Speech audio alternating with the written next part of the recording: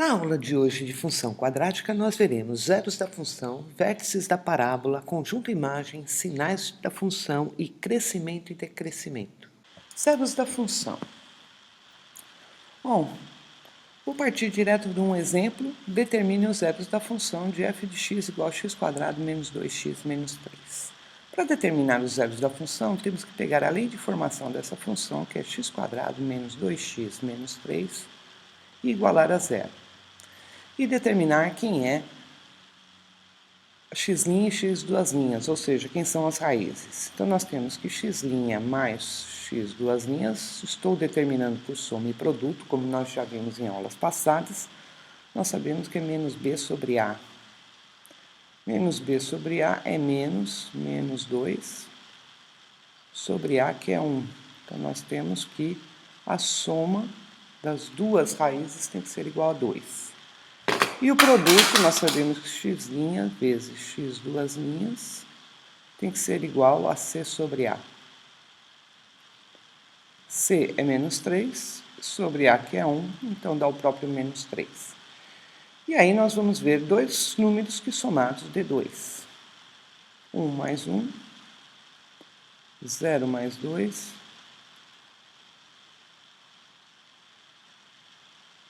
3 menos 1, 4 menos 2, e assim sucessivamente. Então, a soma das duas raízes tem que ser necessariamente 2, então qualquer uma dessas soluções aqui são viáveis, e aí nós temos que ver que o produto das duas dê 3. Então, 3 vezes menos 1, aliás, dá menos 3.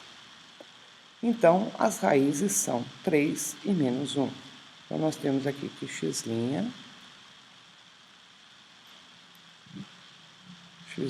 igual a 3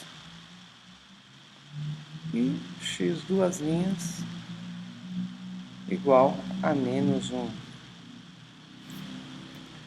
E aqui nós temos o gráfico da função, onde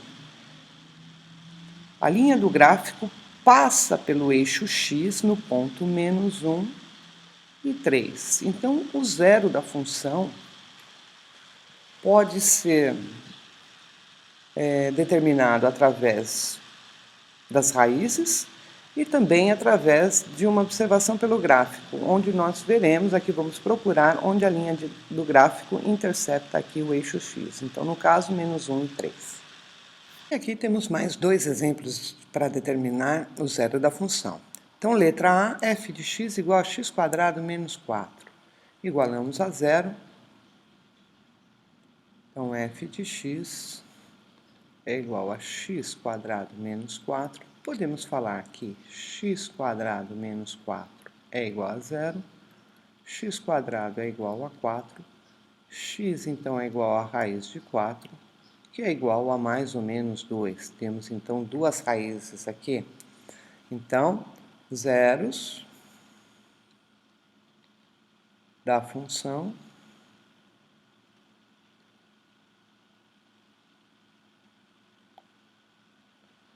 x' igual a menos 2 e x' duas linhas igual a 2.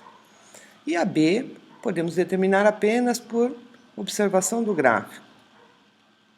Então, nós notamos aqui que corta o eixo x no ponto 0 e no ponto 2. Então, aqui, zeros da função, x igual a 2 e x igual a 0.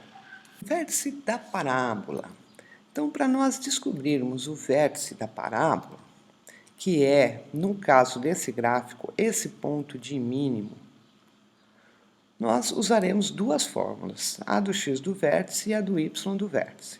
Lembrando que se aqui for, na lei de formação, aqui for menos x², essa parábola vai estar ao contrário, então ela terá um ponto de máximo, né? E não de mínimo, porque ela tem um ponto de mínimo, porque x² aqui é positivo no caso. Então, calculando as coordenadas do x do vértice, que é menos b sobre 2a. Na lei de formação, O b é menos 2, então é menos 2 sobre 2 vezes o a, que é 1. Então, nós temos aqui 2 sobre 2, então o x do vértice estará no ponto 1. Calculando agora as coordenadas do y do vértice. É igual a menos delta sobre 4a. Então, calculando delta, vou calcular delta aqui, que é b ao quadrado, menos 2 ao quadrado, menos 4, vezes o a, que é 1, vezes o c, que é menos 3. Então, nós temos que o delta é igual a 4 mais 12, que é igual a 16. Então, nós teremos aqui o delta menos 16 sobre 4 vezes o a, que é 1. Então, nós temos menos 16 sobre 4, 16 dividido por 4 é 4 e o sinal permanece negativo. Então, notem vocês que x do vértice encontra-se no ponto 1, ponto 1 aqui, e o y do vértice no ponto menos 4. E determinamos aí o ponto de mínimo dessa parábola. Determinados os vértices da parábola, nós sabemos que o ponto mínimo dessa função, ou desse gráfico, é 1 para x e menos 4 para y.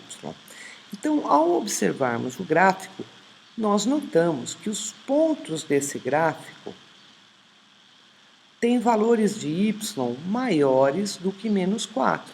Ou seja, só existe o gráfico onde y é maior do que menos 4. Como vocês podem notar aqui em toda essa parte verde.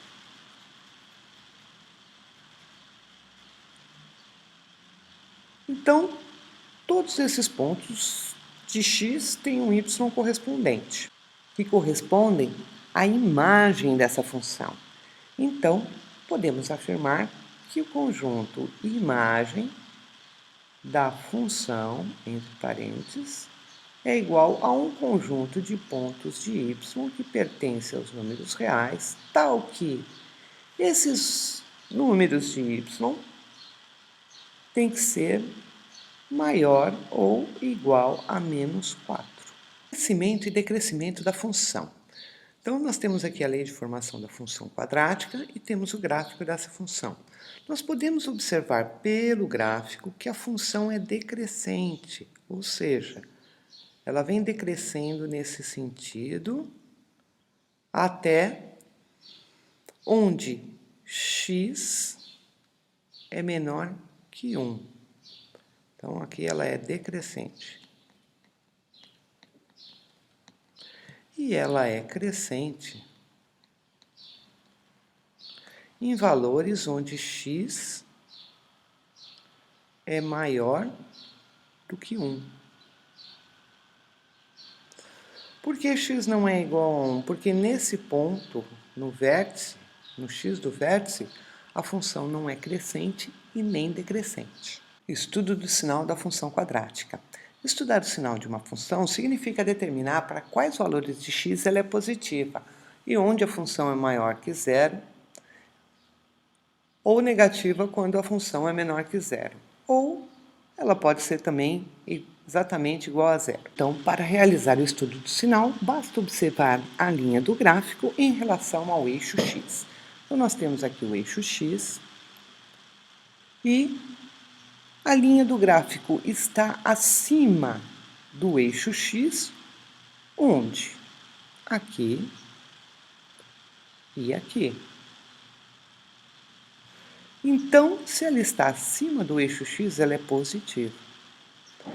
Então, ela é positiva.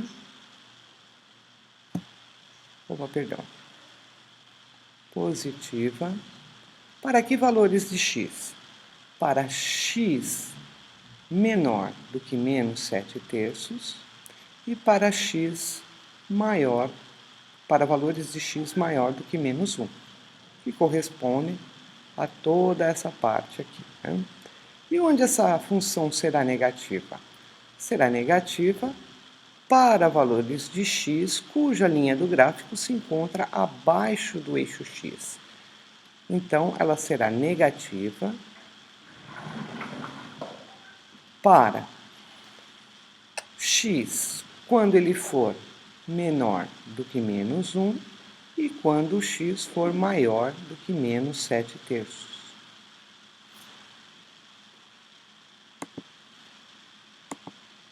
Um outro exemplo, nós temos aqui, fazendo estudo do sinal, onde ela é negativa. Vamos observar onde a linha do gráfico está abaixo do eixo x.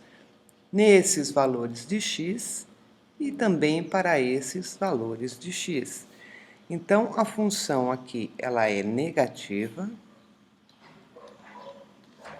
para x maior do que meio e x menor do que menos 1. E onde essa função será positiva? Ela será positiva nessa região que corresponde a esses valores de x, não região, mas valores de x, entre os valores menos 1 e meio. Então, ela será positiva para x menor do que meio e x maior do que menos 1. Espero que tenham gostado da revisão e até a próxima aula.